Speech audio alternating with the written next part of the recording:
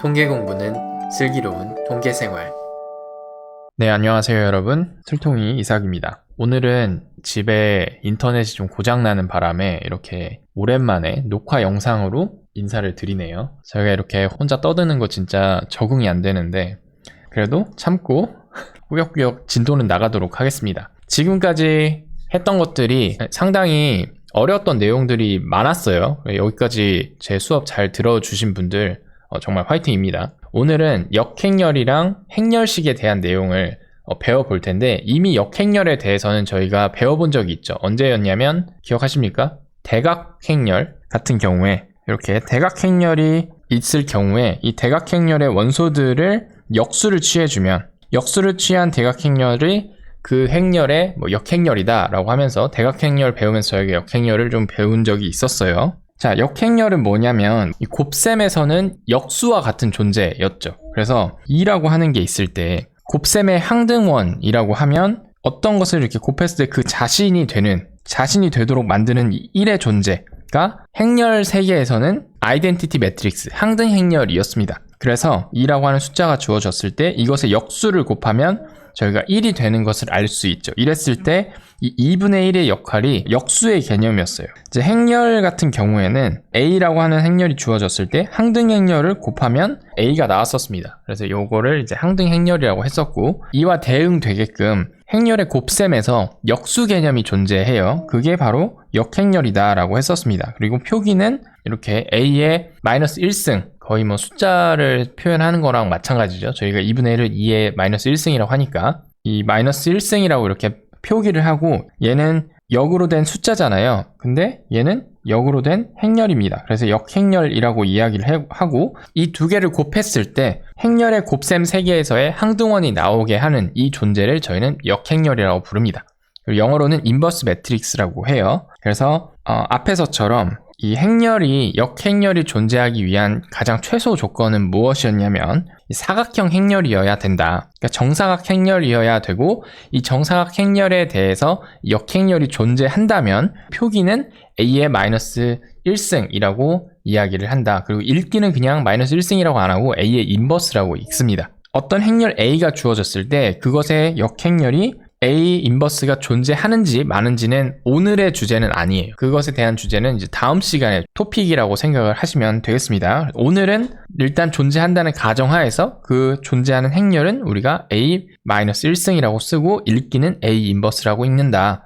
그리고 그 인버스 행렬의 성질은 A 곱하기 A 인버스 곱하기 A랑 같고 교환 법칙이 성립하고 그 다음에 그것의 결과가 항등 행렬이다 라고 하는 겁니다.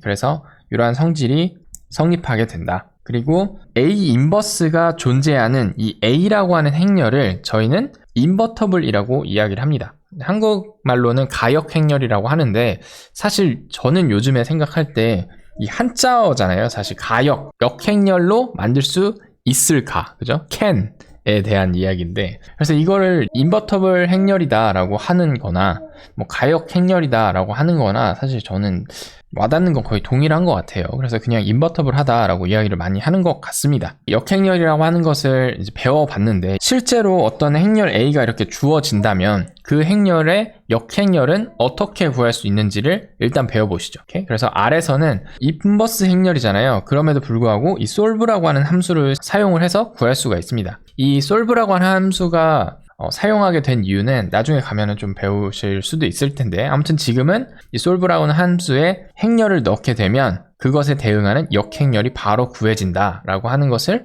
알아두시면 좋겠네요. 그래서 A라고 하는 행렬을 이렇게 매트릭스 함수 사용해가지고 지금 3x3 행렬을 만들었네요. 이렇게 3x3짜리. 그리고 이것의 역행렬은 어떻게 구하냐? A 언더바 인버스라고 하는 변수에다가 solve 함수에다 A를 넣어가지고 이렇게 assign을 했습니다. 자, 그래서 나온 결과가 이렇게 A 언더바 인부에 이러한 행렬이 저장이 되어 있다라고 저희가 알게 되었네요. 실제로 이 A 언더바 인버스라고 하는 것이 A 행렬의 역행렬인지를 확인할 수 있는 방법은 어떤 게 있을까요? 실제 A 행렬에다가 A 인버스를 곱하면 되겠죠. 그죠? 인버스를 곱했을 때 항등 행렬이 나오는지를 체크를 해보면 되겠습니다. 그래서 제가 이렇게 A 곱하기 A 언더바 인브라고 하는 것을 해봤고 그랬을 때 지금 여기 보면은 1, 1, 1 이렇게 생겼잖아요. 그리고 나머지 얘들이 보시면은 희한하게 0이 아닙니다.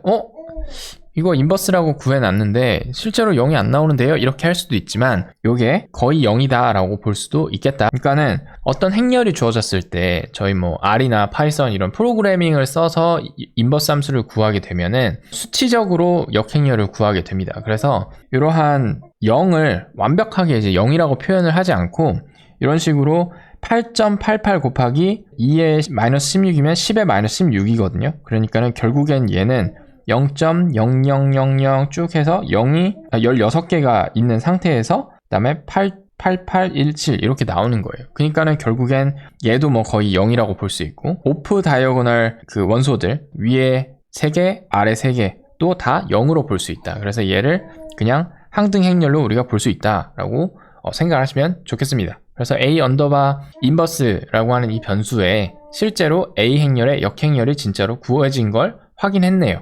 솔브 함수를 사용하면 R에서는 역행렬 구할 수 있구나 라고 하는 것까지 알아보았습니다. 자, 그래서 이제 만약에 선형대 수학을 뭐 학교에서 배우시게 되면 2x2 행렬, 이거는 옛날 분들 저를 포함한 그 옛날 그 고등학교 과정에서는 그 2 곱하기 2 행렬의 역행렬 구하는 공식이 나왔었죠. 근데 요즘은 안 배운다고 하시더라고요. 네. 정확하게 잘 모르겠습니다. 근데 요 2x2 역행렬 구하는 방법과 그 다음에 3x3 구하는 방법, 그런 것까지는 어떻게 구하는지는 좀 알고 계시면 좋을 것 같아서 제가 그냥 넣어놨습니다. 실제로 이걸 손으로 계산할 일은 거의 없겠죠? 3x3짜리도 지금 솔브로 구하는데요. 그죠? 자, 2x2 행렬의 역행렬은 어떻게 구하냐? 그 공식을 한번 보겠습니다. A, B, C, D가 이렇게 행렬 A라고 하는 그 행렬의 원소로 A, B, C, D가 이렇게 주어져 있으면 이 A 행렬의 역행렬은 어떻게 표시할 수 있냐? 디터미넌트 A 분의 1 곱하기, 그냥 이제 이거는 상수가 되겠죠. 상수 곱하기 어떤 행렬이 나오는데, 행렬이 내가 가지고 있던 행렬 원소들을 이상하게 바꿔놨습니다. 어떻게 바꿔놨냐? 지금 A라고 하는 게 여기 들어가 있고, 그죠? D라고 하는 게 A 자리에 왔네요. 그러니까 대각선이 이렇게 바뀐 것을 확인할 수 있습니다. 그죠? 그리고 B랑 C는 그대로 이렇게 있는 거를 확인할 수 있는데, 살짝 다른 게 뭐냐면 부호가 앞에 마이너스가 이렇게 붙어 있다는 거, 자리가 바뀌어 있고 부호가 좀 바뀌어 있다 라는 걸 확인할 수 있네요. 자, 그래서 요 밑에 DETA라고 하는 것은 또 무엇인지를 봤더니 얘는 행렬 A의 행렬식이라고 부릅니다. 그래서 오늘은 이제 행렬식에 대한 것도 이야기를 좀 해볼 거예요. 그래서 디터미넌트 A는 어떻게 구할 수 있냐면 AD-BC로 구할 수 있다고 합니다. 그래서 실제로 A라고 하는 행렬에 역행렬이 존재를 하려면 저희가 1 나누기 0이라고 하는 숫자는 정의하고 있지 않죠. 이제 물론 이게 인피니트로 이렇게 정의를 할 수도 있겠지만은, 아무튼 1 나누기 0에 대한 개념이 성립하지 않으므로 역행렬이라고 하는 게 무조건 존재를 하려면 이 디터미넌트 A라고 하는 것이 0은 아니어야 된다. 그죠? 그래야지만 A 행렬에 역행렬이 존재한다 라고 저희가 이야기를 합니다. 그래서 한번 실제로 저게 잘 작동을 하는지 한번 손으로 한번 확인을 해보려고 해요. 그래서 A라고 하는 행렬을 저희가 3x3 행렬로 정의를 했으니, 이거 마이너스 3 하면 이제 세 번째 행과 세 번째 열을 제외를 한 행렬을 맷 A에다가 넣어줘 라고 하는 거거든요. 그러니까 A 행렬이 지금 이렇게 되어 있는 상태에서 세 번째 행 제외, 그 다음에 세 번째 열 제외니까 4763이라고 하는 숫자를 저희가 행렬로 만들 겁니다. 그래서 보면은 여기에다가 4763 이렇게 이제 맷 A라고 하는 걸 이렇게 정의를 해놓고 이것의 역행렬을 한번 구해보도록 하겠습니다. 첫 번째 역행렬을 구하기 위해서는 저희가 DET, 디터미넌트 A를 먼저 구해야 된다고 했었죠. 이 디터미넌트 A는 어떻게 구할 수 있었냐면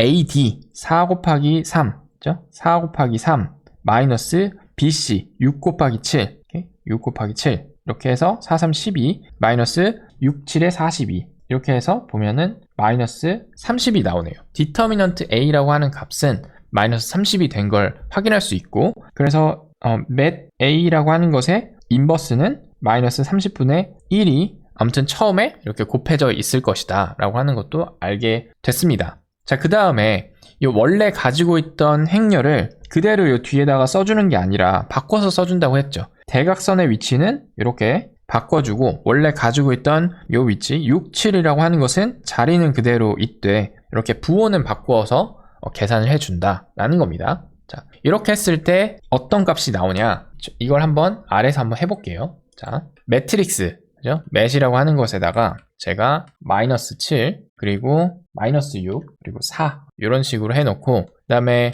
로우 개수는 2x2니까 이렇게 2x2라고 하고, 그 다음에 by row라고 하는 옵션도 저희가 추가를 해줘야지 제가 원하는 행렬이 이렇게 3, 마이너스 7, 마이너스 6, 4라고 하는 행렬이 정의가 될 겁니다. 여기에다가 저희는 뭘 하고 싶냐, 1분의 마이너스 30이라고 하는 요거를 이제 곱해주고 싶은 거죠.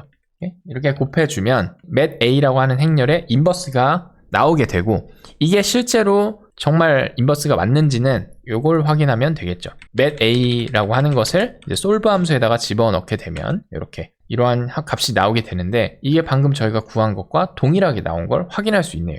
그래서 지금 저희가 배웠던 요 역행렬 2x2 역행렬 구하는 식이 정말 잘 작동을 하고 있고, 이거 손으로 구할 필요 없이 그냥 우리가 2x2 주어지면 솔브 함수에다가 넣으면 구해준다는 것도 확인을 했습니다. 자, 그리고 앞에서 이제 행렬식에 대한 것도 방금 전에 저희가 구해보는 연습도 했었는데, 이 행렬식 자체도 아래에서 또 구하는 함수가 있습니다. 어떤 함수를 지원을 하냐면, 이 행렬식이라고 하는 것을 영어로 하면 디터미넌트예요. 디터미넌트라고 하는 영어라서 요 앞에 이제 DT라고 하는 것을 따와가지고 DT 함수를 제공을 하고 있습니다. 그래서 B라고 하는 행렬이 만약에 이렇게 있을 때, 이거는 이제 3x3 행렬이네요.